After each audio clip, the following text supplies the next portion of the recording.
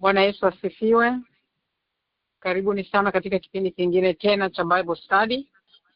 Kama kawaida vipindi vyetu vya Bible Study vinaletwa na kanisa la Umoja lililopo Dallas, Texas. Tunamshukuru Mwenyezi Mungu kwa kutupa kibali kingine tena cha kuweza kujifunza neno la Mungu kwa kutumia njia ya mtandao. Vipindi vyetu vinakuwa hewani kila Alhamisi kuanzia saa 1 mpaka saa 2 kamili, na Alhamisi ya mwisho wa mwezi huwa tunakuwa na kipindi maalum cha dakika 90, kipindi cha maswali na majibu. Kwa kweli tunamshukuru Mungu kwamba tunaweza kujifunza neno la Mungu kwa kutumia lugha yetu pendwa, lugha ya Kiswahili. Basi bila kupoteza muda, ningemkaribisha Brother Jerry Mkoni ili aweze kuingia tupe ratiba yetu ya vipindi vya Bible Study, na ndipo mkaribisha mwalimu kwa siku ya leo. Karibu Brother Jerry. Amen, amen, amen. Asante sana mtumishi wa Mungu dada Priska Mungai Mshana akizungumza mubashara kutoka makao makuu ya kanisa hili la Umoja hapa Dallas, Texas. Nikukaribisha nawe mbia ngomeza kuingia kwa wakati. Kalenda yako ikukumbusha kwamba ni tarehe 22 ni siku ya 22 ya mwaka huu wa 2026, ikiwa imeanza wiki ya 4 katika zile 53 tunazitegemea kwa mwaka huu. Itakuwa ni sehemu ya pili ya kipindi chetu hiki cha Bible Study kwa lugha ya Kiswahili. Title ambayo tukuanza nayo wiki jana basi ni kunena kwa lugha versus kujazwa na Roho Mtakatifu. Kunena kwa lugha versus kujazwa kwa Roho Mtakatifu. Wiki ya kwanza ambayo kwa tarehe 15 kwa Marekani, 16 kwa nyumbani East Africa, ulipata nafasi kuwa naye mtumishi wa Mungu mchungaji Elia Mwakatumbula kutoka hapa Dallas, Texas, na tuko naye kwa siku ya leo. Alitufundisha mengi sana ambayo tumetenga katika lile somo ama title ambayo mko mtaka kufahamu kama kuna tofauti kati ya hivyo vitu viwili, na kama mna tofauti basi je, ni lazima uwe na vyote viwili ama unaweza kuwa na kimoja, na kama ukiwa na kimoja kile kifanya kazi kipi? Kama hivyo ndivyo kitakuwa kifanya kazi na kile kinafanya kazi. Tulianza na Yohana 14:26, ile ilikuwa ni mstari mkubwa, tulisoma vitu vingi tu pale. Lakini katika mambo tumeweza kujifunza kwa siku ile pamoja na yote ni kwamba Roho Mtakatifu ni msaidizi na anajua utaratibu. Huyo ni mwalimu vile vile, na kuna neno katika hilo. Lakini vile Roho Mtakatifu ni mshirika na Roho Mtakatifu pia ni Mungu. Kwa hiyo ilikuwa ni foundation ya sehemu ya Roho Mtakatifu, na tukagusa kidogo kwenye kujazwa na Roho Mtakatifu sehemu ya pili ambayo itaingia kwa siku ya leo. Wakati namkaribisha mwalimu, tafadhali kuwa shemasi, karibisha wengine katika kipindi hiki kwa kuwafuadia kile ambacho kikukumbusha wewe katika kipindi kwa siku ya leo. Na wakati tunafanya hivyo basi kumbuka kusubscribe katika channel yetu ile ya Umoja Church Bible Study, Umoja Church Bible Study channel yetu ile ya YouTube, ili kipindi hiki na vingine uweze kuvipata na ukawa na maktaba yako pale kwa wakati wote unaweza kusikiliza, na wakati wote basi unaweza kushare kwa ndugu jamaa na marafiki ili uweze kujifunza kile ambacho sisi tunajifunza hapa katika kipindi chetu. Basi kwa siku ya leo, basi kwa mara ya kwanza kwa siku ya leo namkaribisha kabisa mubashara mwalimu wetu wa wiki hii, mchungaji Elia Mwakatumbula. Namuona yuko tayari katika line. Ataingia, atatuanzishia kwa sala ya jioni, atapita kidogo katika summary katika pale tulipoishia wiki jana, and ataingia katika sehemu ya pili na ya mwisho ya kipindi hiki kwa dakika nyingine 40 zijazo. Mtumishi wa Mungu mchungaji Mwakatumbula, karibu tena katika kipindi chako hiki cha Umoja Church Bible Study. Tuko tayari katika sehemu ya pili ya somo hili la kunena kwa lugha versus kujazwa na Roho Mtakatifu. Karibu. Amen, amen. Nashukuru Mungu kwa nafasi njema na kwa uongozi mzuri, na kwa nafasi hii mliweza kunipa na kuniamini kuweza kudumu na kuweza kujadili somo hili. Ningependa kuwa mwingi wa shukrani kwa nafasi hii njema. Lakini pia kipekee ningependa kuwashukuru viongozi wengine wote ambao mnafanya Umoja iendelee kuwa hapa na iweze kuendelea mbele. Mungu awabariki na akumbuke. Pia kipekee ningependa kuwashukuru wote ambao mmejiunga sasa hizi, ili si kwa sababu kumsikiliza Pastor Elijah au kumsikiliza viongozi wetu, lakini kwa sababu mmeamini ya kwamba Mungu anaweza kaongea nasi leo na kutufundisha. Na Mungu awabariki na Mungu akawape haja ya mioyo yenu wote ambao mmejiunga. Mwisho wa kipindi hiki Mungu akatufundishe jambo jipya na ikatusaidia hata ukuaji wa kiroho. Na baada hapo pia ningependa kumshukuru sana baba yetu mbeba maono, Dr. Pastor Absom Nasua. Mungu aendelee kutunza huduma yake na kusudi ambalo Mungu amemwitia hapa duniani liendelee kutimia kwa nguvu kila itwapo leo. Na baada kusema hayo, ningependa niweze kufungua kwa maombi. Baba, katika jina la Yesu nakushukuru, maana wewe ni Mungu pekee uketie katika sifa za Israeli. Na hata mahali hapa Mungu upo, umesema 2 au 3 wakusanyikapo, uwepo wako uko pamoja nasi. Baba, najikabidhi mikononi mwako. Mungu, naomba nipungue, wewe uongezeke. Naomba Mungu uongezeke katika kila hatua na idara katika huduma hii ya leo. Kipekee pia Mungu, ni wewe pekee unaweza kutoa tafsiri au kukuelewa ndani ya mioyo yao. Ni wewe Mungu pekee ambaye unaweza ukalenga mioyo na damu. Maana neno ni upanga ukatalo kuwili, na neno lako ndio upanga huo. Basi naomba neno lako likapate nguvu ndani ya nafsi na mioyo ya watu, ili wakasikie na kulielewa neno lako. Na baada ya kusema hayo, Mungu nakushukuru, najikabidhi mikononi mwako nikiomba na kuamini na kushukuru. Amen and amen and amen. Amen, amen, amen, Amen, amen. Amen, amen. Namshukuru Mungu sana kwa ajili ya siku nzuri ambayo Bwana ameifanya, na naendelea na kipindi chetu kizuri na somo letu zuri ambalo limekuwa likiendelea, ingawa ni somo ambalo ni challenging, lakini kuna jambo gumu la kumshinda Mungu. Ni somo ambalo lina mapana mengi na marefu, lakini pia ni somo ambalo ni practical. Kwa somo lote ambalo ni practical, sio theoretical, kwa sababu Roho Mtakatifu sio kitu ambacho cha kithiolojia, ni kitu ambacho kiko practical, kinatenda kazi kila itapo leo, na kinatenda kazi tofauti kwa kila mtu kwa jinsi ya tofauti. Na Biblia inasema kwamba yeye ndiye anaye to empower. Kwa anaye kuempower muda mwingine, anayekupa nguvu ya kufanya, yeye ndiye ambaye anataka kitu hicho kifanyikaje.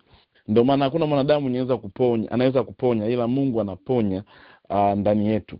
So haya mambo ni mambo ambayo ya kinadharia yanatendeka kabisa.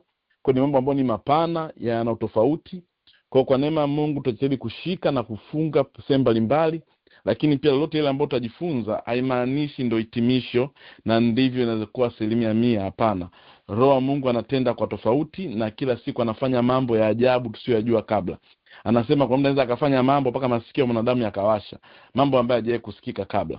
Lakini tunajitahidi sana kukaa kwenye basic ya lile ambalo Mungu alitufundisha na neno limetufundisha, na mitume walipita sehemu mbalimbali katika maeneo mbalimbali wakafundisha. Lakini hapo nyuma, kipindi kilichopita, nijitahidi kuelezea kama kaka yetu Jelly aliweza kutuelezea pia ya kwamba nijaribu kugusia kwanza to know the person of the Holy Spirit. Yani Holy Spirit ni nani? Roho Mtakatifu ni nani? Roho Mtakatifu sio tu kama ni kitu, lakini ana character na personality kama ya mtu. Ana upendo, ana huruma, ni mnyenyekevu, yani ameweza kujishusha, ana personality zote za kama mwanadamu. Ndio maana pia usimzime Roho Mtakatifu. So tumepewa nafasi pia ya kuweza kumruhusu Roho Mtakatifu afanye kazi au kumzuia Roho Mtakatifu. Lakini pia Roho Mtakatifu ni Mungu, na mambo mengi ambayo tunaweza kujifunza siku ya kwanza. Lakini pia tujifunza kwa upande wa neno ya kwamba Yesu alikuwa ni neno, lakini pia Roho Mtakatifu ni neno. Maana Yesu anasema atawaambia yote, hata yale ambayo mengine sikuweza kuongea au mengine siweza kuambia, atawataarifu yale yote na atawakumbusha yote. Na anasema pia ni mwalimu, atawafundisha, ni msaidizi, atawasaidia. So kwa maana yake anapofundisha, unajua mwalimu mkuu alikuwa ni Yesu, lakini Roho Mtakatifu pia naye ni mwalimu. Maana yake pia na neno kutoka kwa Mungu ambalo anaweza kutufundisha. Kwa Roho Mtakatifu pia ni Mungu katika sehemu yake. Lakini tulijadili kidogo kuhusu kujazwa kwa Roho Mtakatifu kuna kuaje. Tukaongelea ya kwamba Yona alibatiza watu kwa maji, lakini ajaye ambaye ni Kristo atawabatiza watu kwa Roho, lakini pia atawabatiza watu kwa moto. Kwa tukaona kwamba Yesu ndiye ambaye amepewa nafasi ya kubatiza watu kwa Roho. Huduma yake Yesu ilikuwa inamasha au ilikuwa inamleta Roho Mtakatifu duniani. Ndio maana Yesu kabla hajaondoka anasema msiondoke Yerusalemu mpaka pale ahadi ile ya Baba, mpaka pale mtakapovikwa nguvu, msiondoke. Kwa sababu huduma yangu hii hamtaweza bila Roho Mtakatifu. Chochote ambacho ninawaachia inabidi Roho Mtakatifu aje kuendeleza. Kwa Yesu ndiye aliyeibatiza ulimwengu kwa Roho Mtakatifu. Yesu ndiye alienda kwa Baba, sasa ndio Baba kuomba kuja Roho Mtakatifu. Kwa Yesu ndiye ambaye aliomba kuja Roho Mtakatifu. Kwa nikasema ujazo wa Roho Mtakatifu uko kama sehemu 3. Kwa sababu Roho Mtakatifu pia ni breath of God. Wanasema Eluha Elohim. Eluha Elohim means a breath of God. Hiyo breath of God ndio ile pumzi ambayo mwanadamu alipuliziwa mara ya kwanza alipofanyika kuwa nafsi hai. Na hii pumzi hai hii ambayo inatoka kwa Mungu, wanyama wote wana pumzi lakini sio pumzi hai. Hii pumzi hai ilikuwa inamaanisha ni roho wa Mungu aliingia ndani mwetu. Ndio maana mwanadamu by nature anajua kitu gani ni chema, kwa sababu pana uungu ndani yetu. Ndio maana tumeumbwa kwa mfano wa Mungu. Asilimia kubwa sio shape tuliokuwa nayo, sio nini, lakini pumzi ya Mungu ambayo iko ndani mwetu. Kwa mwanadamu yoyote kwanza ana sehemu ya roho wa Mungu ndani mwake. Na tena sehemu ya pili ya ujazo wa Roho Mtakatifu nilisema pia kupitia neno. Imani huja kwa kusikia, tena kusikia neno la Mungu. The moment tunaposikia neno tayari pana nafasi ya kujazwa kwa roho. Maana neno ni pumzi ya Mungu. Tujifunza maneno ni pumzi ya Mungu. The moment tunavyolipokea neno, tunavyoingia neno, tayari pale pana asilimia kubwa ya roho wa Mungu kuingia ndani mwako. Na imekuwa hivyo pia kwa miaka mingi. Kuna kipindi hata Torati ilikuwa ikisomwa, ilikuwa inabeba nguvu ya Mungu.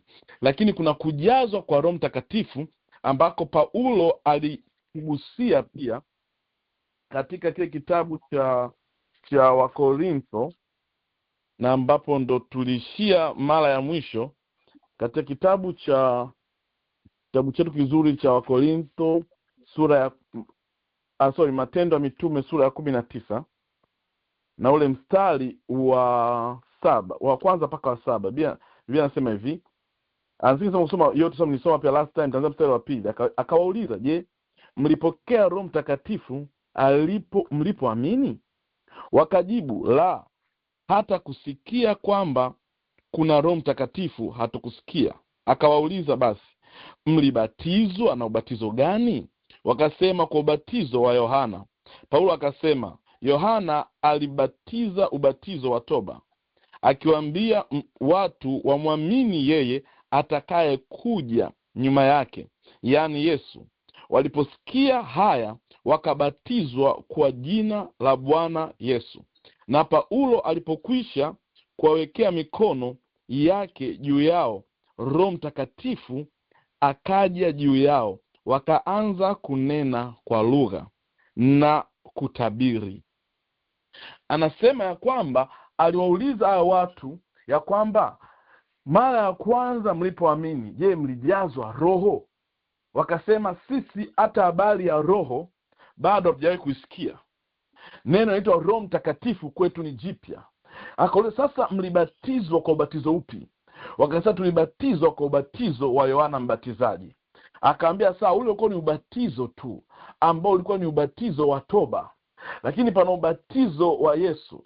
Biblia inasema akawabatiza kwa jina la Yesu, tena akawekea mikono yake juu, wakajazwa roho.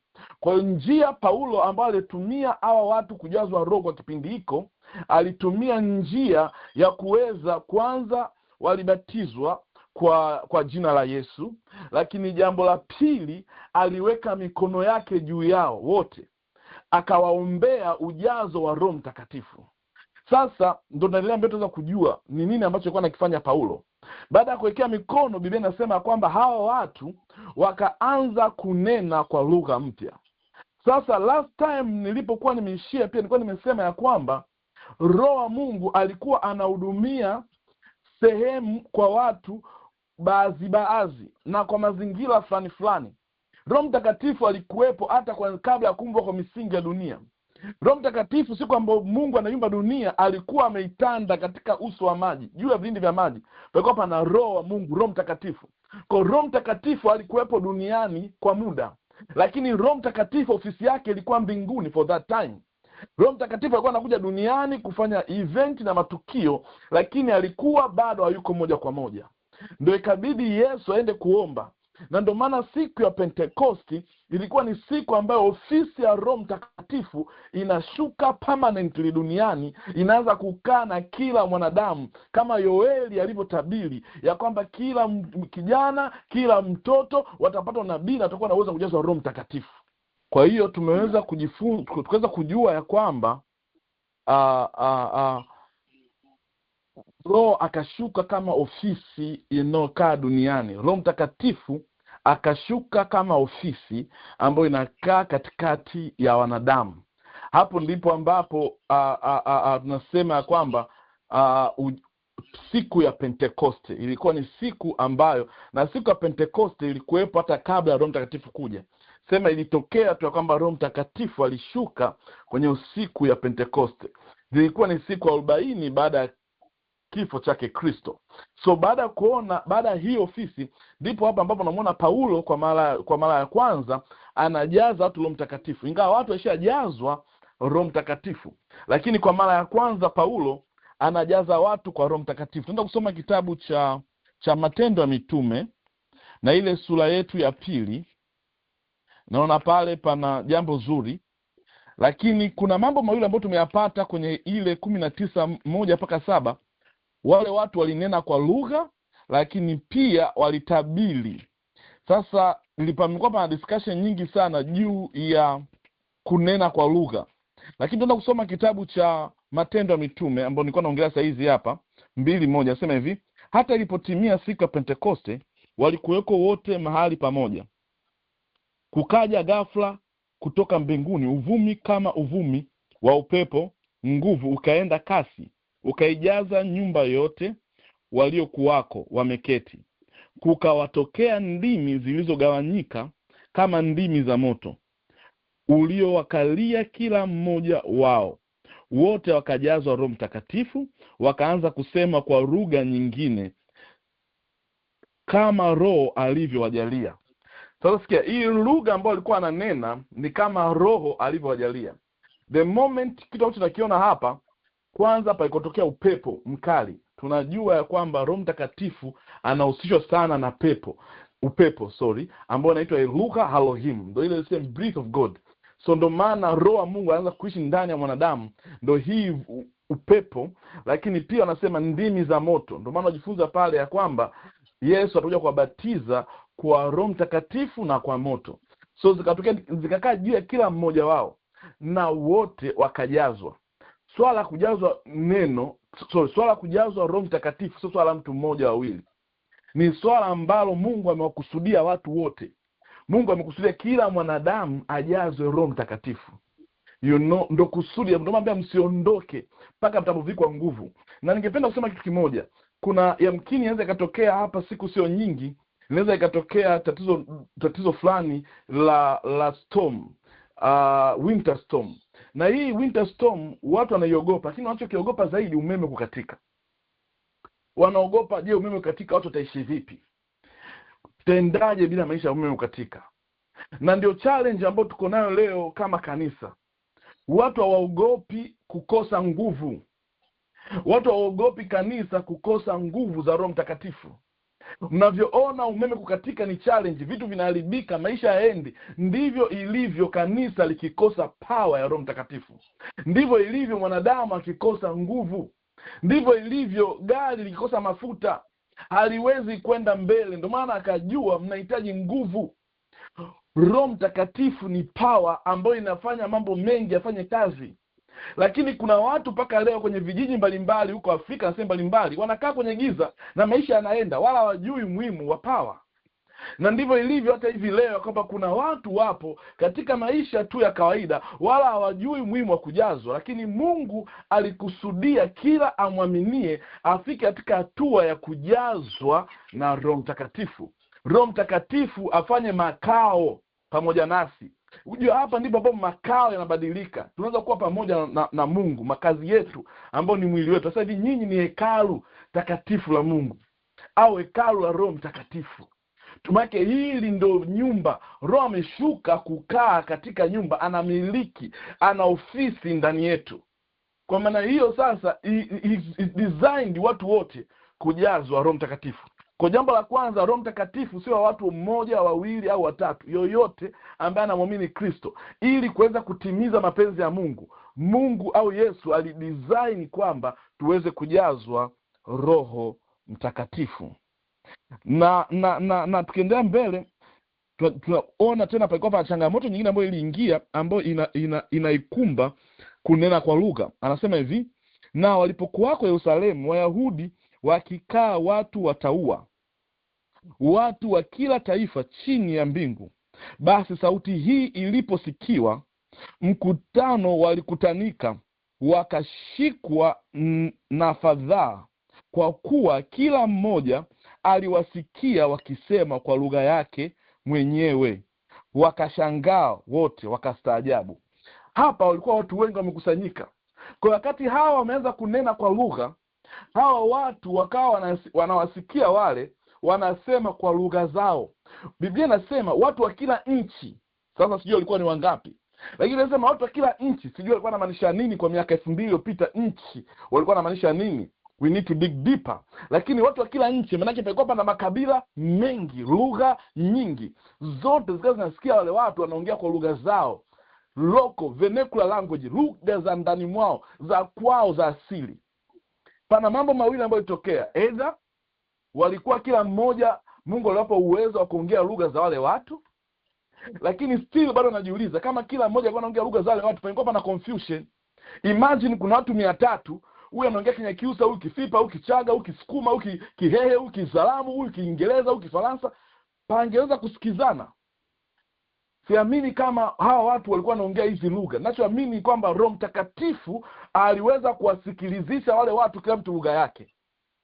Na maybe wrong, ni mawazo ambayo nayapata kama mtafsiri wa neno. Ninaamini ya kwamba Roho Mtakatifu aliwasikilizisha wale wote lugha. Lakini haimaanishi ya kwamba Roho Mtakatifu hanaga nafasi ya kuwafanya watu wakaongea kwa lugha.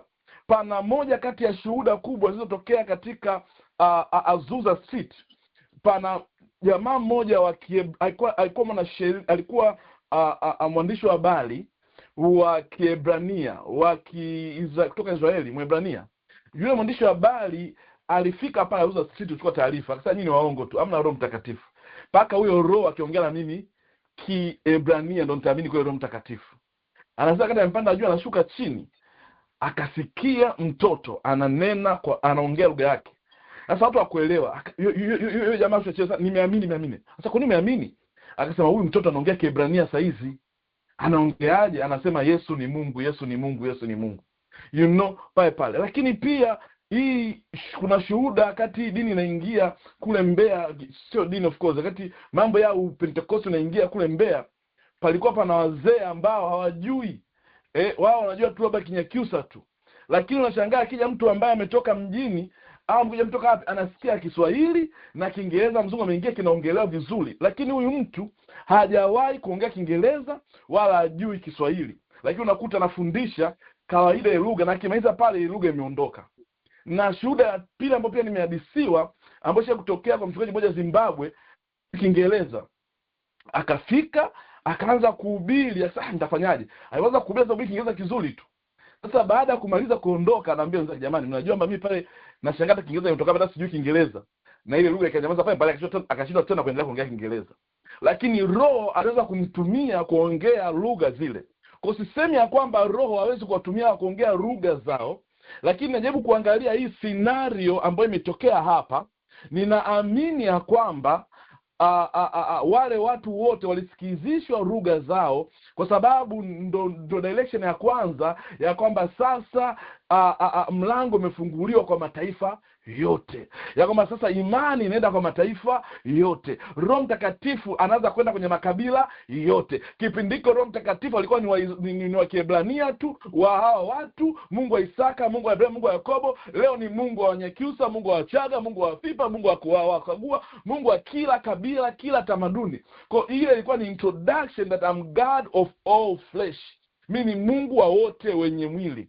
Kwa tumeweza kuangalia tu hapo kwa haraka, na singetamani kuhubiri ingawa nataka nielekee kuhubiri, lakini walisikilizishwa lugha mpya. Sasa imekuwa pia ni tafsiri nyingine ambayo najiuliza kwamba hizi lugha, je, ni lugha ambazo haieleweki au ni lugha ya waliongea tu lugha za Kichina, za Kijapani, za kinini, za Kifaransa? Watu waliongea tu lugha nyingine maana yake walisikika? Au je, waliongea lugha mpya au lugha ambayo haieleweki? Basi tutaendelea kuchambua hilo jambo pia. Matendo ya Mitume, tukienda kusoma Wakorintho sura ya 14 na mstari wa 18. Korintho 14 na 18, Biblia yangu inasema hivi. Nitaanza 17. Maana ni kweli wewe washukuru vema, bali yule mwingine hajengwi. Na mshukuru Mungu ya kuwa na nena kwa lugha zaidi ya nyinyi nyote. Lakini katika kanisa napenda kunena maneno 5 kwa akili zangu, nipate kuwafundisha wengine, zaidi ya kunena maneno 10,000 kwa lugha. Hasa hapa nasema ya kwamba Paulo, mimi ninanena kuliko nyinyi wote, ninaweza nikanena kwa lugha kuliko nyinyi wote, lakini ninapokuwa mbele zenu ninapenda sana hata ni heri niongee maneno 5 tu ambayo mtayaelewa, kuliko nianze kufundisha kwa maneno 10,000 ya lugha. Si mnaelewa? Manake hii lugha ambayo ninaongea mimi hapa nyinyi hamtaielewa. Hii lugha sio Kiingereza, sio Kijapani, sio nini, hapana. Hii lugha ambayo naongea ni lugha ya mbinguni ambayo nyinyi hamtaielewa. So napokuwa mbele zenu ninaamuaga kuongea kwa lugha ambayo mnaielewa. Na nitaendelea mbele kufundisha, maana pia pana jambo zuri zaidi hapa. Anasema hivi, ndugu zangu, msiwe watoto katika akili zenu, lakini katika uovu mgeuzwe watoto wachanga. Sasa katika uovu mwe kama watu wachanga, bali katika akili zenu mkawe watu wazima. Anasema hivi, imeandikwa katika Torati, nitasema na watu hawa kwa watu wa lugha nyingine na kwa midomo ya wageni, wala hata hivyo hawatanisikia, asema Bwana. Basi hizi lugha ni ishara, si kwa waaminio, bali kwa wasioamini. Lakini kuhutubu si kwa ajili ya wasioamini, bali ni kwa ajili yao waaminio. Hapa Paulo analenga swala la kuhutubu. Swala la kuhutubu ni swala la kuhubiri, kufundisha, kuhutubu mbele za watu. So hapa anajaribu kuelezea Paulo ya kwamba swala la kuhutubu hili ni swala kwa ajili ya waaminio, watu hao ambao wanaamini. Hii hapa kunena kwa lugha ni ishara tu kwa wasioamini. Ya kwamba watu wamejazwa na neno la Mungu, wamejazwa na Roho Mtakatifu, au watu wa Mungu. Sasa hii ni ishara tu. Lakini ninapokuwa pamoja na nyinyi, ninapokuwa kanisani, ninapohutubu, ninaamua na ninapenda zaidi niweze kutumia lugha ambayo inafahamika. Nasema hivi, haya, ikiwa kanisa lote limekusanyika pamoja na watu wananena kwa lugha, kisha ikiwa wameingia watu wajinga au wasioamini, je, hawatasema ya kwamba mna wazimu? Lakini wote mkihutubu, kisha mkaingia mtu asiamini au mjinga, abainishwa na watu, ahukumiwa na watu. Siri za moyo wake huwa wazi, na hayo atamwabudu Mungu, ikianguka kifudifudi na kukiri ya kuwa Mungu yu kati yenu bila shaka. Basi ndugu, hapa ameongea jambo lingine moja kubwa sana la msingi. Anasema hivi, mtu akaingia mjinga au asiamini, akawakuta watu wote kanisa zima yani watu wote mnanena tu kwa lugha, mnanena kwa lugha. Mind you, anamuongelea pia zaidi kuhusu watu wanaohutubu.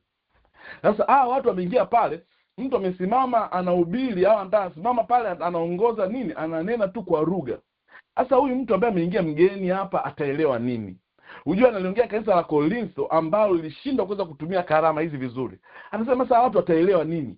Tumeingia tu kanisani, watu ni neno tu raba sheka raba. Yani kwenye neno yani imekuwa hivyo. Sasa hawa wageni wanaoingia, je, wana capture nini? Anaendelea mstari 26. Basi ndugu, imekuwaje mkutanapo pamoja, kila mmoja ana zaburi, ana fundisho, ana ufunuo, ana lugha, ana tafsiri. Anasema hivi, sasa imekuwaje ya kwamba kila mnapokutana nyinyi, kila mtu ana fundisho, kila mtu ana zaburi, kila mtu ana ufunuo, kila mtu ana lugha, kila mtu ana tafsiri. Mambo yote na yatendeke kwa kusudi la kujenga. Kwa hiyo kipindi hiko, yani kila mtu, baada mpe mtu mmoja aweze kuhudumu au kuhutubu, kila mtu ana neno, kila mtu ana tafsiri, kila mtu ana lugha. Sasa lazima uelewe kwamba anapoongelea lugha, maana yake kuna wengine ambao walipewa neema ya tafsiri. Ndio maana hii lugha sio lugha ya Kichina au Kijapani. Sio njoo Mjapani uongee utafsiri au njoo Mchina. No. Ndio baadaye tunaweza kusoma hapa mbele pana karama za Roho Mtakatifu. Na karama hizo ni nyingi. Lakini sababu ya muda ningependa tujue kwamba anajaribu kuambia kwamba mnapoenda kuhutubu muende kwa zamu. Sio kila mtu anaenda na neno. Kwa kipindi hicho kanisa, kila mtu anataka kuhubiri, kila mtu ana neno, kila mtu anatafsiri, kila mtu amejazwa roho, kila mtu anataka kunena kwa lugha, kila mtu anataka kufanya kila kitu. Anasema hivi, kama mtu akinena kwa lugha, 8 2 au 3 si zaidi. Anasema ndio na lugha 8 2 si zaidi. Tena zamu kwa zamu na mmoja na asili. Lakini asipokuwapo mwenye kufasiri, na anyamaze katika kanisa, aseme na nafsi yake tena na Mungu. Kwa anasema hivi, hasa kuliko uende pale unasema uenda kuhutubu au nini, unaanza kunena kwa lugha tu, then hakuna mtafsiri. Hao watu wanaishi vipi? Wanaenda vipi? Wanasikia nini? Ni kama ni hivyo basi anayekuja wanakuja kuhudumu kwa ajili ya kunena kwa lugha au nini au kuhudumu wawe wachache, 8 4 au 3 wasizidi. Lakini pia unapofanya hivyo pawepo na watu wa kutafsiri. Unapotoka unaposema ya kwamba hivyo watu lazima waelewe nini unachokisema. Anasema hivi tena, lakini pasipokuwa mwenye kufasiri, na anyamaze katika kanisa, huyo mtu aseme na nafsi yake tena na Mungu. Na manabii 8 2 au 3 na wengine wapambanue. Lakini mwingine aliyeketi akifunuliwa neno, yule wa kwanza na anyamaze. Pia anaongelea watu wanaotoa unabii. Mama huwezi, lakini kwenye makanisa zamani kila mtu ana unabii, kila mtu ana unabii, kila mtu ana hiki. Kwa pawepo na ustaarabu katika hivyo. Kwa sababu tena ustaarabu wa kuweza kuzitumia hizi karama. Lakini anasema pia kwamba muweze lakini mwingine aliyeketi akifunuliwa neno, yule wa kwanza na anyamaze. Na kwa maana ninyi nyote mwaweza kuhutubu mmoja mmoja, ili wote mpate kujifunza, wote wafarijiwe. Sasa nyinyi mnaweza mkuhutubu mmoja mmoja, sio kama vile zamani mnataka mjae wote mhutubu.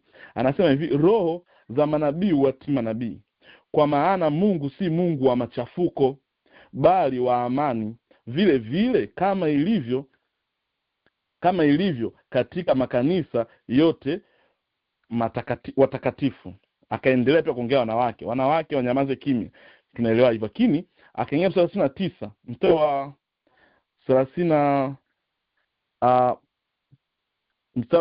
31, kwa maana ninyi nyote mwaweza kuhutubu mmoja kwa moja, ili wote wapate kujifunza na wote wafarijiwe.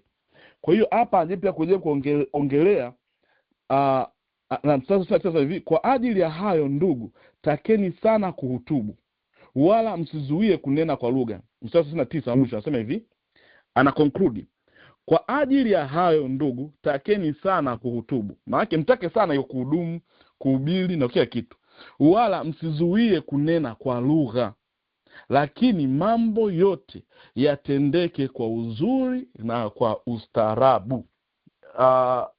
Hapa ningependa kuishia hapa kwa sababu ya muda. Nataka tuende kwenye matunda ya Roho Mtakatifu ambayo yatoka Wakorintho 12 na ule mstari wa 4. Kwa hiyo anasema vizuri hapa ya kwamba lakini takeni sana kunena kwa lugha. Na sio jambo, lakini haya mambo yafanyike kwa ustaarabu. Na kuna ustaarabu ambao umepotea katika makanisa, katika Ukristo, ambao unafanya hili jambo pia lisieleweke. So siko kwa ajili ya kutafsiri neno kwa lugha ni nini, lakini nipo zaidi kwa ajili ya kujazwa kwa Roho Mtakatifu versus kunena kwa lugha. Sasa naendelea hivi, anasema hivi katika mstari wa 14. Sura 14 Wakorintho wa kwanza 14:1 anasema hivi, ufuateni upendo na kutaka sana karama za rohoni. Anasema hivi, ufuateni upendo, lakini karama za rohoni zitakeni sana. Hizi karama, Biblia ya Kiingereza hivi, desire spiritual gifts. Hizi karama hazitakuja kwenye maisha yako kama utazitaka. Nimesema pale mwanzo, Roho Mtakatifu is a person, ana character, ana tabia, ana features. Roho Mtakatifu hawezi kujilazimisha kwako akasema nenda tu kwa lugha, akasema ponya tu wagonjwa. Hapana. Ukitaka zile kalama, asema hizi kalama, hizi gift anazo Roho Mtakatifu. Ndio maana ni kama mtoto akiomba, baba nataka gari, baba nataka gari, siku moja utampa tu. Hizi gift au hizi karama zinahitaji kutakiwa, kuombwa. Lazima ndani mwako uzidizae ya kwamba ninahitaji, na naanza kuzitaja hizi karama nini. Anasema hivi, basi pana tofauti ya karama za karama, bali Roho ni yeye yule.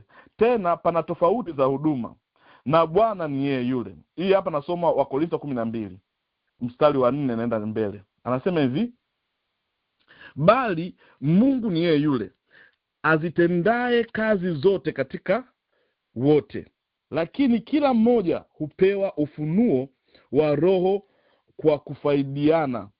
Kama maana mtu mmoja kwa Roho hupewa neno la hekima.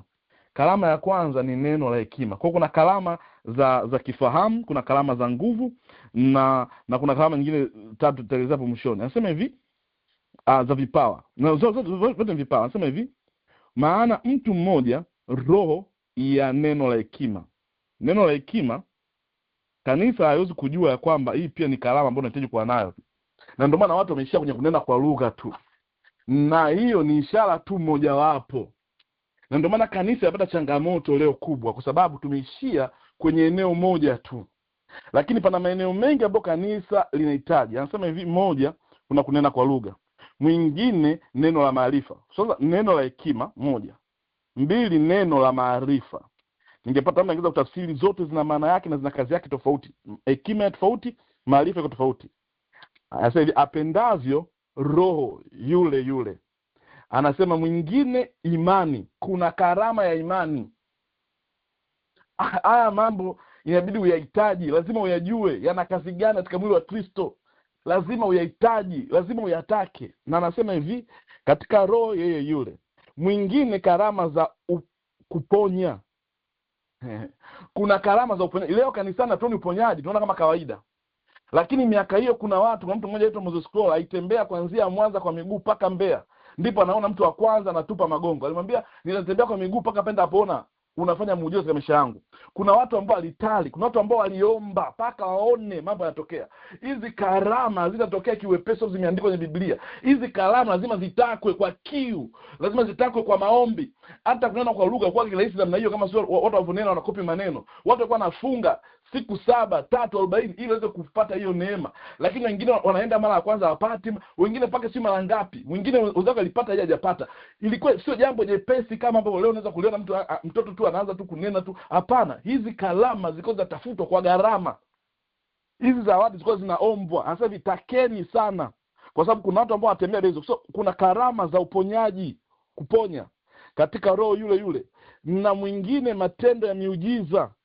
Matendo ya miujiza, sitaki kuelezea, pana mambo mengi. Wewe unaona Yesu anabadilisha divai kuwa waini, anafanya, bado anaendelea. Kuna watumishi wa Mungu wanaenda sehemu, injini imenoki ya gari, bado wakaenda na gari ikatembea kafika. Bado karama hizi za miujiza zinafanya kazi.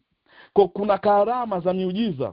Na anasema hivi, mwingine unabii, mwingine kupambanua roho. Ndio maana leo watu tunaenda tu makanisa yoyote tunaingia, kwa sababu hakuna karama ya kupambanua. Kuna karama za kupambanua tu roho, kujua hii roho inatokana na nini, hii roho ni ya wapi, hii roho ni ya nini, leo kanisa haya mambo yote hayaongelewi kama instrument na tools ambazo zinahitajika. Anasema hivi, mwingine aina za lugha.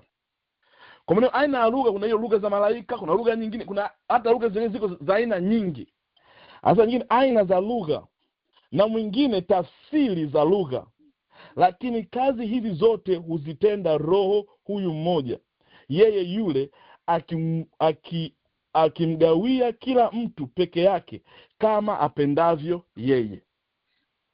Kwa maana hiyo sasa, tunaposema kuhusu mtu aliyejazwa na Roho Mtakatifu lazima anene kwa lugha. Kunena kwa lugha ni moja tu kati ya karama nyingi. Ingawa imejitokea mara nyingi sana mwanzoni na tukaibeba na watu ikawa famous na watu wakahitaji, watu wakaisema hii ndio tafsiri ya kuwa na Roho Mtakatifu, wakawa wanaiomba, wanaililia, na kanisa likaipata zaidi hiyo kalama. Lakini hizi kalama nyingine zote ambazo tumeziweka pembeni, na utakuta mtu ananena kwa lugha, lakini mbona hekima ipo? Mbona maarifa hayapo? Mbona hatuoni uponyaji? Mbona hatuoni miujiza? Mbona hatuoni unabii? Mbona hatuoni haya? Kwa sababu tumeviacha vitu vingine. Tumeona hili ndo. Kwa maana hiyo sasa unaweza ukajazwa, ukawa na karama nyingine kama ambazo karama kunena kwa lugha. Lakini jambo la msingi la kujua ninapomalizia, lazima tuzitake. We need to desire all of them, sio one, sio two. Kama mwili wa Kristo, we need to desire hivi vitu vyote. Inabidi desire neno la hekima. Listen, hekima itahitajika katika kusolve matatizo, kutuweka pamoja. Leo kanisa linavurugika. Usiona kila mtu anaishi kanisa lake. Watu wanasema kanisa kila kona, sababu hakuna neno la hekima ndani yao. Hawawezi kukaa pamoja. Mchungaji na mchungaji, mzee wa kanisa na mzee wa kanisa, mwimba kwaya na nani, ni vurugu mechi kwa sababu hekima haipo. Lakini leo kanisa linashika mkia kwa sababu hata maarifa hayapo. Ndio maana mainoveta wa zamani wengi walikuwa ni Wakristo, kwa sababu Mungu ana maarifa, sio ya Kikristo tu. Paka kwenye mambo ya sayansi, teknolojia, uchumi, Mungu ni Mungu wa maarifa yote, ndio aliyeviumba vitu vyote. Lazima tuvihitaji na tuviombe hizi karama. Lakini pia pana karama nyingine za uponyaji, za miujiza, za nini, vyote hivi. Sasa hizi karama zikiwepo ndani ya kanisa, zikiwepo ndani mwako, ndio vinazaa matunda ya Roho. Matunda ya Roho, upendo, sio utu wema, havitazaliwa kama hakuna hekima, hakuna maarifa, hakuna hakuna imani. Hata imani tu ni karama. Kuna watu wanaishi katika hofu, kuna watu wanafuata gereza inaitwa hofu, fear. Mtu kanisani lakini hakuna anachokiamini. Mimi sijui. Mimi nitaweza kweli? Fear imetawala. Na nanena kwa lugha, na naomba kama saa 3 4 kutoka hapo. So niko hapa sio kuminimize kunena kwa lugha au sio kumaximize kunena kwa lugha. Niko hapa kusema kwamba hizi karama ni za muhimu zote. Hakuna ndogo, hakuna kubwa. Na tunahitaji kunena kwa lugha kila mmoja. Tunahitaji karama za hekima kila mmoja. Tunahitaji karama za maarifa, tunahitaji karama za uponyaji, tunazihitaji kuziomba. Tuwe nazo. Roho atakavyogawa yeye anajua atagawa vipi. Utapata lini? Roho mwenyewe anajua. Sio ndio anagawa zawadi. Sio guarantee ya kwamba nitapata. Lakini sisi tutuambie hivi, ombeni lolote kwa jina langu nanyi mtapewa. That's what we stand for. Na ndio maana kuna karama ya imani. Karama hii ya imani ikiwa ndani mwako, hakuna jambo gumu linalomshinda Mungu. Mungu awabariki. Na hisi conclusively ni kwamba kujazwa Roho Mtakatifu ni kitendo ambacho kinakusudiwa na mtu ambaye pia amejazwa na kujua nini maana kujazwa. Maana yake Roho wa Mungu anaishi ndani mwetu kama ofisi ya Mungu, kama hekalu la Bwana. Roho anaingia ndani mwetu. Hilo nimeona nimeelezea vizuri. Lakini kunena kwa lugha ni moja kati ya karama, kama karama nyingine. Imekuwa very famous kwa sababu ndio iliyoshuka mwanzoni, watu waanza kunena kwa lugha na wakafanya, na kuna ustaarabu wa kufanya hivyo. Lakini hizi karama zote ni za muhimu kwa kanisa na tunahitaji kuendelea zaidi hapo. Mungu awabariki na mbarikiwe sana. Amen. Amen. Amen. Amen. Amen. Amen. Amen. Amen. Amen. Amen. Sasa mtumishi wa Mungu mchungaji Elijah Mwakatumbula kutoka hapa Dallas, Texas. Sehemu ya pili na mwisho ya title hili la kunena kwa lugha versus kujazwa na Roho Mtakatifu. Hili ilikuwa ni moja kati ya masomo ambayo tuliomba tutafute jinsi ya kushirikiana pamoja. Kwa hivyo dawati linafurahi kwamba hili limeweza kufanyika, na kwa kweli tumeweza kujifunza mengi sana. Mungu akubariki wewe pamoja na ndugu yako hapo Dallas. Kama ilivyo kawaida, kama ilivyo kawaida kipindi chetu, basi tunapata nafasi ya kuondoka na dukuduku kwa fomu ya swali.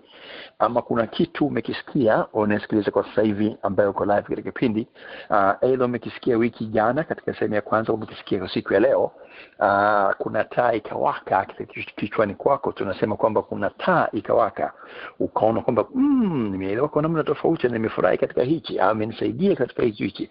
Sina swali, lakini nataka tu ni share katika hicho. Tunakupa kukupa nafasi vile uweze kushare hilo pia, kwa sababu kitu ambacho kinaweza kukamata vizuri, inawezekana kuna mwingine hajaweza kukipata kwa namna hiyo, lakini kwa wewe kutamka itakuwa ni baraka nyingine kwa msikilizaji mwingine. Tuingie katika sehemu maswali na majibu pamoja na machangizo. Line yako ipo katika mute. Tafadhali bonyeza alama nyota nambari 6 mara moja tu, itakutoa katika mute. Jina la kwanza na pale ulipo, dakika 3 za kutosha kabisa kuuliza swali.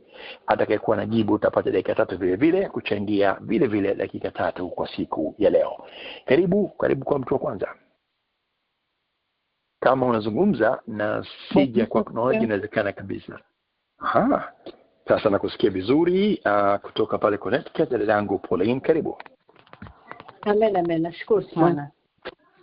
Namshukuru mtumishi, amefundisha vizuri mno. Yaani kwa kweli sijui nitarudia tena kusikiliza, lakini kwa niliyoyasikiliza last week na this week nimenufaika pakubwa. Kuna vitu vingi sana nilikuwa sivielewi, sasa navielewa. Lakini narudi kwenye kale kaswali kangu kamsingi. Inawezekana nikaelezea si ukaelewa, lakini ningependa ufafanuzi kidogo. Kwa hiyo basi pale tunapoambiwa na mtumishi wa Mungu, anza kunena kwa lugha. Kwa mimi naamini kunena kwa lugha sio kama sala ya Baba yetu uliye mbinguni, kwamba hata mtoto wa miaka 3 anaifahamu. Inakuwaje mnaanza tu kunena kwa lugha ghafla? Kwa sababu mtumishi wa Mungu amesema anza kunena kwa lugha. Mlikuwa aidha katika maombi au katika kusifu na kuabudu, and suddenly mnaambiwa anza kunena kwa lugha. Kwa sababu tumeona kwamba hii ni kitu ambao ni karama ya Roho Mtakatifu. Na kama nilivyosema, sio kitu cha kukalili kwamba unaamshwa usiku tu unaanza Mara nyingi utasikia watu wanaonena kwa lugha huwa wanarudia sometimes maneno yale repeatedly. So ninaomba kufahamu hapo. Hiyo ndipo changamoto yangu hivyo. Sijui kama nimeelezea vizuri, lakini hapo ndo nina dukuduku kidogo. Amen. Nafikiri umesikika vizuri na umeweza kueleweka. Mtumishi wa Mungu amekuwa na dukuduku hilo kwamba je, hii lugha mtumishi ama anaweza kamka akasema kwamba anza kunena kwa lugha, and then watu wakasema kwa lugha kwa sababu ile command ya yule mtumishi ama mchungaji ama askofu pale mbele ama kiongozi wa maombi kwa kusema tu sasa omba kwa lugha. Hii imekaa kaje hii? Ile ni swali ambalo amekuwa nalo na lilizaa hili topic. Kabla sijamkaribisha mwalimu wa siku ya leo, nikaribisha ambao tuko katika line. Hebu tueleze mtumishi wa Mungu yuko katika specific one area. Je, unaweza kumwambia mtu nena kwa lugha sasa hivi na akaanza kunena kwa lugha kwa sababu umemcommand anene kwa lugha? Dr. Winnie pale Washington State, karibu. Amen. Napenda kumshukuru Mungu sana kwa ajili ya mtumishi wa Mungu ambaye ametupa neno la leo. Nilikuwa barabarani, kwa hiyo nilikuwa nasikiliza, lakini sikuwa kwenye ile sehemu ya kuweza kwamba natulia na kuweza kusikiliza. Lakini kwa kumjibu huyo dada ambaye ameuliza swali sasa hivi kuhusu kwamba unaweza ukaambiwa anza kunena kwa lugha na ukaanza kunena, katika kuomba nafikiri kuna kuaga na level tofauti. Unapoenda mbele za Mungu kusifu na kuabudu, kuna kuwa na level tofauti. Ndio maana unaweza kukuta kuna watu wengine wanapokea na watu wengine hawapokei. Kuna mtu anayeweza kuwa yuko pale mtumishi anasema ananena kwa lugha, frequency yako ya kuweza kuconnect na Holy Spirit inategemea na wewe jinsi ambavyo umejiandaa. Kama uko kwenye yani ile frequency sijui jinsi ya kuelezea hiyo frequency, ni connection. Yani kama antena za simu. Kuna sehemu ukiwa na antena ya simu haishiki kabisa connection. Ni sawa na hivyo unaweza kukuta sawa wakati mwingine tuko katika kusifu na kuabudu, unajaribu kuconnect na Holy Spirit, maandalizi ya roho yako jinsi yalivyo. Mwingine yuko pale anawaza nikitoka hapa nitaenda kupika kitu fulani, sijui sasa hivi naachwa na basi, sijui kesho kunatakiwa kufanya hivi. Kwa hiyo ile connection inakuwa haipo. Kwa hiyo hata mtumishi anaposema anza kunena kwa lugha, kama you are not connected, inakuwa sio rahisi. Na ndio maana kama mtumishi akisema nena kwa lugha, labda sio watu wote wanaanza kunena kwa lugha. Nafikiri inategemea na yale maandalizi ya moyo ya mtu, na ni uhusiano gani wewe ulionao na Roho Mtakatifu. Kama huna Roho Mtakatifu saa nyingine nafikiri inaweza ikawa ni shida kuelewa, lakini yani ile connection ambayo ulionayo ni aina gani, ile network yako na yeye ikoje? Kwa sababu kuna sehemu fulani ukiwa network inakuwa haishiki, yani kama hujajiandaa, hujafanya nini, moyo wako hauko tayari, sidhani kama hata mtumishi akisema nena kwa lugha unaweza usinene. Unaweza unene ama usinene.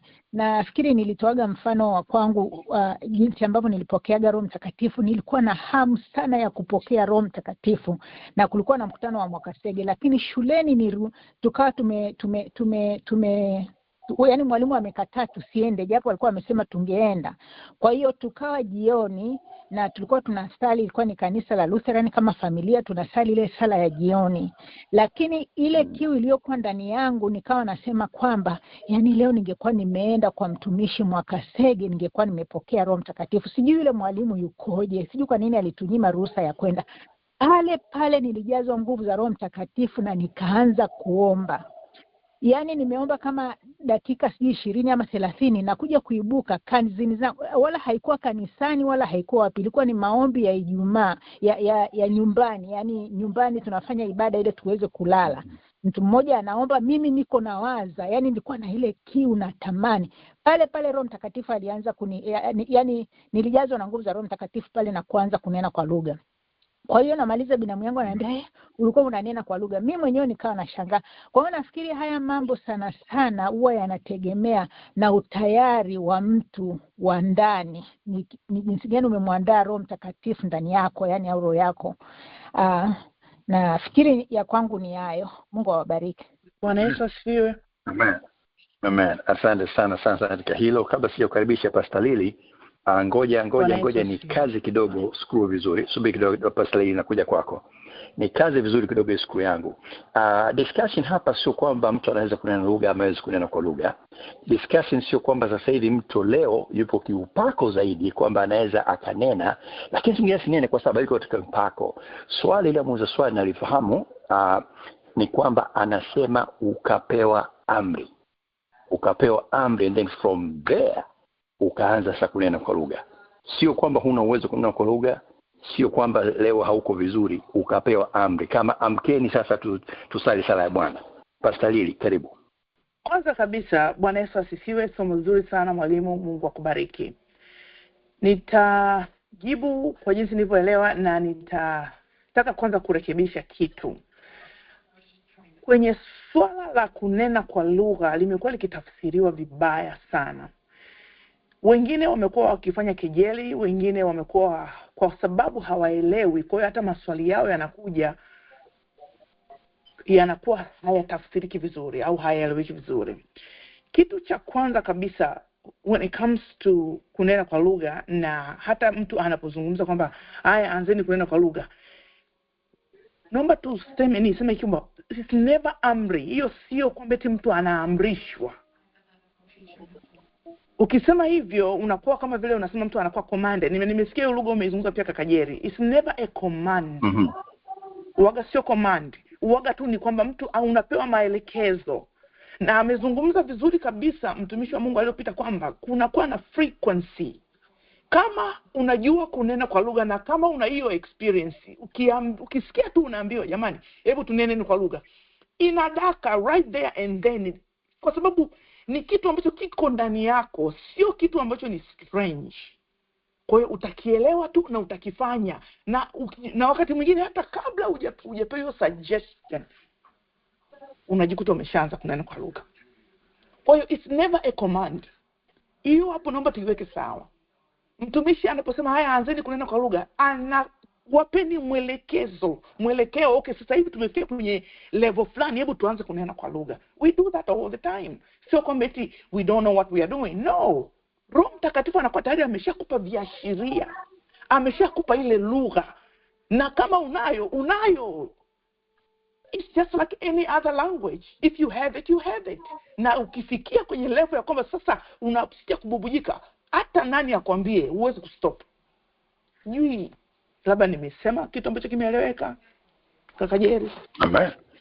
Umesikika vizuri kabisa, umeweza kueleweka. Na nimekula vizuri. Msimamo wako ni kwamba mtumishi akisema nena kwa lugha haamuri, anakuongoza neno kwa lugha. Muuliza swali amespend specifically anaposema sema kwa lugha. It depends on how we look on the glass, kwamba tunaangalia glass imejaa nusu ama iko juu, lakini mtu akisema fanya hivi ukasema ni maelekezo sio amri, it's okay. But again, umeweza kutoa sehemu yako vizuri na umeweza kuwa noted vizuri kabisa. Nikaribisha kama kuna mtu mwingine wa mwisho katika hili swali kabla sijamuuliza swali. Bwana Yesu asifiwe. Okay, wamekuja wawili, nitaomba niwapunje dakika ziwe 2 kwa sababu ya muda. Dada Messi, then nitakuja kwa Bibi Feva. Tuanze dada Messi. Amen. Asante kaka Jerry. Asante pia mtumishi wa Mungu mwalimu, nakushukuru sana kwa kutufundisha. Pia asante dada Pauline kwa swali zuri sana. Mimi nitaenda pale kwenye point ambapo mtumishi anaposema kwamba tuanze kunena kwa lugha. Nitasema pia kama dada Winnie na mchungaji Lila anavyosema, ni kitu ambacho tayari uko nacho ndani. Kwa hiyo mtumishi anavyosema hivyo, ukijijua wewe kwamba unao hiyo karama ya Roho Mtakatifu ndani yako, unaweza pale anavyosema kwamba anza kunena kwa lugha, is not necessary automatically utaanza hapo, lakini in a few seconds unapoendelea kuomba anashuka, kwa sababu akisema hivyo anakuwa anajua au anasikia kwamba kuna watu wana uwezo wa kufanya hivyo mahali pale, au wapo ambao wana uwezo wa kufanya hivyo mahali pale. Ndio maana hata akisema hivyo huwa inatokea. Hamna hata siku moja labda mtumishi amesema hivyo endeni kukaa huko kimya, kwamba hakuna. Ndio maana inakuja. Alafu naweza kusema Roho Mtakatifu is congestion, naweza kusema inaambukiza, yani ile nguvu. Ndio maana mara nyingi watu wakiwa naombewa kujazwa kwa Roho, utakuta naambiwa kwamba wale ambao tayari wasajazwa waendelee na wenye kuomba, ili ile nguvu iweze kwenda kwa wengine pia. Kwa hiyo tuweze kujua na ile the humbleness ambayo mtu unakuwa nayo. Na kama mchungaji alivyosema, sio amri. Mchungaji anavyokuwa anasema hivyo, inamaanisha kwamba anaweka uhuru kwamba kama unao huo uwezo wa kunena kwa lugha, nena kwa lugha, kwa sababu muda huu tunatakiwa Roho Mtakatifu intervene wherever we are praying for, kwa sababu tunaambiwa yeye anajua kuomba kwa kugulia usikotamkika, ndio maana tunashindwa kutamka. Kwa hiyo anaposema hivyo, ina maana anataka turuhusu Roho Mtakatifu yeye aingilie kile ambacho tunakiombea.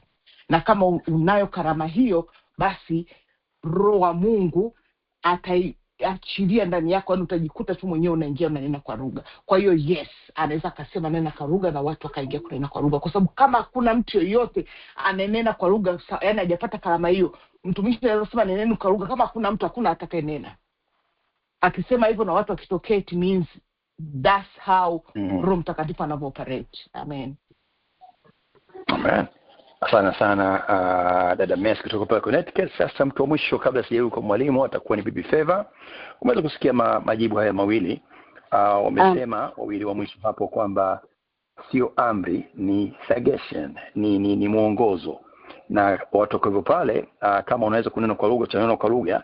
Na mwingine amesema kwamba siku zote kitamko hivyo hakujai kuwa quiet. Lazima wote hapo tutokea fulani ataanza kunena kwa lugha.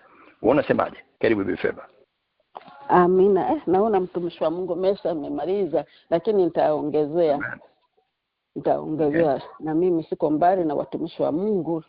Ninavyojua mimi kunena kwa lugha hawalazimishe mtu. Mfano, mtumishi wa Mungu Mwakasege, mimi nimehudhuria mkutano yake mara nyingi. Anasemaga kama unajisikia, halazimishi. Kama unajisikia kunena kwa lugha, nena kwa lugha, usiogope. Mruhusu Roho Mtakatifu. Ni Roho Mtakatifu. Huwezi mtu alazimisha, ni Roho Mtakatifu. Huwezi kunena kwa lugha ukajilazimisha bila Roho Mtakatifu. Ni kitu ambacho hakiwezekani. Ndio jibu langu. Alafu lingine, watu wengine hawamsikilizi Roho Mtakatifu, sijui. Utakuta kwenye kanisa watu tunaabudu, watu wanaanza kunena kwa lugha. Wananena kwa lugha, lakini anatokea Mungu anasema na watu kanisani. Anatokea mmoja anataka kutoa unabii, unasikia anataka kutoa unabii kabisa, lakini watu hawaelewi, wanamzimisha bila kujua. wanamzimisha kabisa, wanaendelea. Inabidi mnanyamaza kimya, mnanyamaza kimya, mnasikiliza unabii. Lakini wengine wanamzimisha Roho Mtakatifu hapo, yani huwa siwaelewi. Huwa siwaelewi kwa kweli.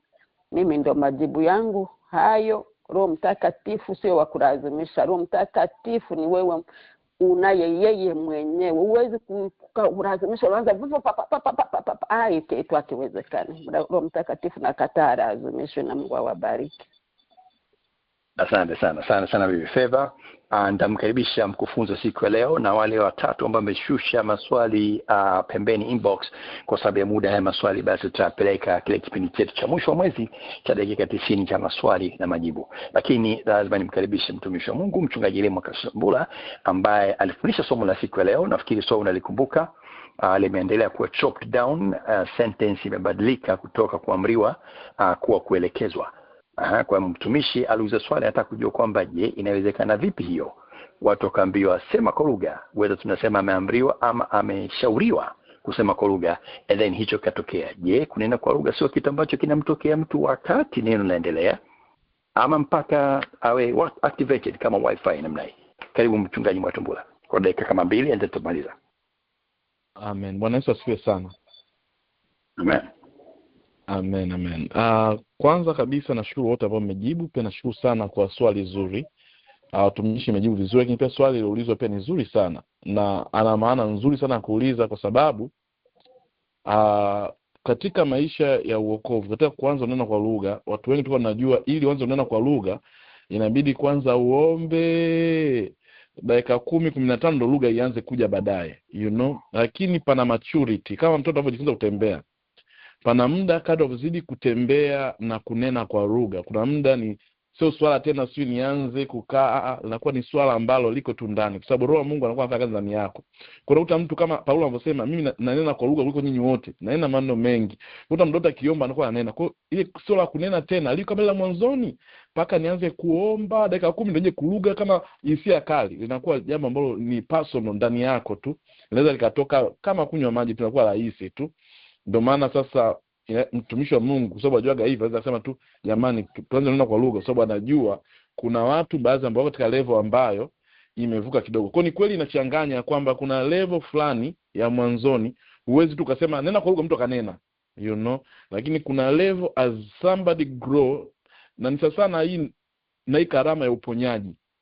Kuna mwingine ila muombe mtu apone, ataomba masaa katika jina la Yesu ponya, lakini mtu anakuja kupona. Lakini kuna mwingine anapuliza tu pepo huko watu wanapona. Ni grace ambayo anakuwa anatembea nayo, baada ya muda inabadilika. Hata huyo ambaye anaponya tu kwa nguvu hivyo huko nyuma kuanzia hapo. Sasa na unapokemea pepo, kuna mwingine ataombea pepo nusu saa, masaa 6. Mwingine atakuja tu asema haya ondoka nenda, na safari imeisha hapo. Kwa hiyo inategemea na ukomavu wa mtu unavyozidi kukua, na unakuta mtu amefika hatua ambayo anaweza tu akaambiwa jamani tuingie kwenye kunena, na mtu akaanza tu kunena fluently. Lakini pia kauliza swali moja la msingi, inakuaje mtu anarudia neno moja hilo tu kama hii ni lugha? Mtu anasema tu raba au shika, yani sipende kurudia maneno, lakini kwa sababu ya tafsiri. Kwa nini mtu anakuwa anarudia neno moja tu labda kama hii ni lugha? Kwanza tuweze kuelewa kwamba hii sio lugha ya duniani, hii ni lugha ya mbinguni. Sentensi moja kama unavyojua mbinguni, siku moja ni sawa na miaka 1000 duniani mbinguni. Kwa hiyo neno moja tu linaweza likawa na maana kubwa na vitu vingi vimeongelewa. Hii sio lugha ambayo unasema mambo vipi ujambo. Hii ni lugha ya mbinguni. Inaweza ikawa na maisha vitu vikubwa. Kwa ambao wamepata neema hii, kuna muda anaweza kunena kwa lugha hata yeye mwenyewe akatafsiri. Maana ananena kwa lugha anapata tafsiri. Anaweza akaomba hata dakika 15 kwa maneno machache ambayo alinena tu kwa lugha tu. Roho wa Mungu akamtafsiria vitu vingi. Na Roho wa Mungu anaambia kwa maana hiyo neno moja tu hilo linaweza pia likawa na maana nyingi with a very long meaning. Lakini pia ile lugha inakuwa kwa kadri mtu bazili kukua. Kuna mwingine ataongea maneno 5, mwingine 10, mwingine 20, mwingine atafuta kadri kila mtu Roho wa Mungu anaweza kumpendelea. Kwa hiyo hii ni lugha ambayo imefichwa. Anasema hivi, yaliyofunuliwa ni ya kwetu, lakini asilini bado ni ya Mungu. Kwa hiyo hii ni lugha ambayo pia inaweza kuwa na maneno machache, ukaongea hivi, mwingine akaongea, wengine anaongea vitu vingi fluently, yani mengi kabisa. Kwa hiyo ni lugha ambayo ina mambo mengi. Lakini sio anaongea maneno machache ni muongo, anaongea maneno mengi ndio mwenyewe. No. kila mmoja na kazi yake na maana yake. Mungu awabariki na asanteni sana. Amen. Amen, amen, amen. Amen. Amen. Mchungaji Elia Makatumbula kwa ushirikiano katika hicho. Dada yangu Sofia, unfortunately sitakuruhusu kwa sababu ya muda, tuzitunze 10 katika kipindi kijacho. Amen. Asante sana. Haya, sasa nirudi Connecticut kabla tujamalisha kipindi kwa siku ya leo. Muuliza swali kwa siku ya leo. Dada Pauline, umeweza kupata majibu 4. Vipi, tumekusogeza ama tumekurudisha nyuma? Karibu. Amen. Nashukuru sana. Na nawashukuru wote waliojibu. Nimewasikia vizuri na nimeelewa vizuri, na kama ulivyosema mmeweza kunisogeza. Lakini ninajua nitafika kwa uwezo wa Roho Mtakatifu. Kama ambavyo tunaomba mwezi huu ile Zaburi ya 38 mstari wa 32 mstari wa 8, na mimi nitazidi kumsihi Roho Mtakatifu anifundishe kuhusu hilo. Nadhani Roho Mtakatifu ni mwalimu mzuri, atanisaidia kuelewa kile ninachotaka kukijua. Kwa sababu kila mtu ana jibu lake. So nitasimama hapo na Roho Mtakatifu atanisaidia kwa ajili ya utukufu wa jina la Yesu. Asanteni nyote na Mungu awabariki. Amen. Asante sana Pauline katika jibu lako hilo. Tarehe 29 bahati nzuri ni Alhamisi inayokuja, bado tuko tuna huu moto. Ni siku pekee kabisa, Alhamisi ya mwisho wa mwezi, ambayo tunakuwa tuna dakika 90 za kujimwaga zaidi kwa sababu ya muda. Na naamini kabisa kwamba yale ambayo bado unayo kichwani na hayo mengine 3 ambayo tumetumia pembeni, basi tutayasogeza mule, kama ambavyo dadangu Sofia ameweza kunielewa, tutayasogeza kule kwa wiki ijayo ili tuweze kupata nafasi nzuri zaidi ya kuweza kuchambua hili na mengine ya kibiblia. Nichukue nafasi kuwashukuru wote ambao tumekuwa pamoja mpaka mwisho. Specifically Mchungaji Elia Makatumbula kwa kutongoza vizuri kabisa katika majuma haya mawili. Lakini kabla hatujaagana, tuna vitu vitatu vya kufanya. Cha kwanza, nitawakaribisha wenzetu wa Outreach Ministry watatongoza katika declaration yetu ya mwezi huu wa kwanza, and then baada hapo nitamkaribisha mchungaji kiongozi wa makanisa moja, then kuna matangazo yatakayofuata. Nianze na Outreach Ministry. Karibu. Amen. Mungu akubariki sana mtumishi wa Mungu Kajeli. Asante sana Pastor Elia kwa somo zuri sana. Basi tunasimama na neno la Mungu kutoka katika kile kitabu cha Zaburi sura ile ya 32 na mstari ule wa 8. Neno linasema, nitakufundisha na kukuonyesha njia utakayoiendea, nitakushauri jicho langu likikutazama. Tunaomba muongozo wa Roho Mtakatifu katika nchi ya Marekani. Kitu gani kimejaa kwenye moyo wa Mungu kwa ajili ya taifa hili kwa mwaka 2026, lakini kwa ajili ya state yako, kwa ajili ya familia yako, hata kwa ajili yako mwenyewe binafsi, kama dada Pauline alivyosema hapo. Ataendelea kumuuliza Roho Mtakatifu kwa nini watu wanasema nena kwa lugha. Kwa hiyo hii ni fursa, tumia hii fursa mpendwa, twende mbele za Mungu. Baba, katika jina la Yesu Kristo wa Nazareti na Mungu ni hai, tuko mbele zako Roho Mtakatifu, tunakushukuru, tunakuinua, tunasema asante kwa kutufundisha, kwa kutuonyesha, kwa kutuelekeza njia zitupaswazo kwenda ajili ya nchi ya Marekani.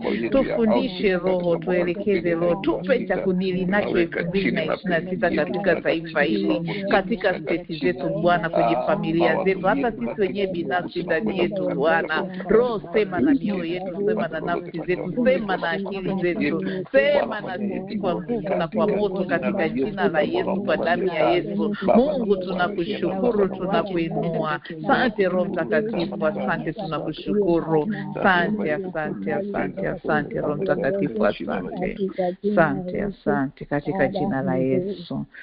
Amen. Karibu mtumishi wa Mungu kaka Jeli. Amen. Asante sana mtumishi wa Mungu Mwalimu Sofia Luoga, katibu wetu wa Outreach Ministry, kwa kutuongoza vizuri kabisa katika declaration yetu ya mwezi wa kwanza. Basi kwa mara ya kwanza kwa siku ya leo, naomba nimkaribishe mchungaji kiongozi wa makanisa moja, Reverend Dr. Absalom Nasua. Atakuwa na nasaa zake, atatuelekeza kipindi kwa sala jioni. Kama kuna tangazo atakuweka pale, and then na mimi kuna matangazo tutaweka kwa niaba ya dawati, and then tutakuwa tayari kabisa kufunga kipindi kwa siku ya leo. Dr. Nasua, karibu. Amen. Asante sana. Nami nichukue nafasi hii kwanza kumshukuru mtumishi wa Mungu Pastor Elia Makatumbula kwa kutongoza vizuri katika sesheni 2 muhimu juu ya Roho Mtakatifu Mungu akubariki sana mtumishi wa Mungu kwa kazi yako kubwa na nzuri uliyofanya. Amen, amen. Asante sana Bishop, asante sana Dr. Asante sana Pastor. Amen. Asante sana. Jambo la pili, nimshukuru Mungu kwa dati zima la Bible Study kwa kazi kubwa nzuri wanaoifanya chini ya uongozi wa mtumishi wa Mungu dada Priska, kaka Jerry, Eda Diabato, Jimmy Msemo na Alan, kwa kazi kubwa sana na nzuri mnaofanya ya kutuandalia walimu, lakini pia mada ambazo zimeulizwa na wengi. Mungu awabariki sana sana.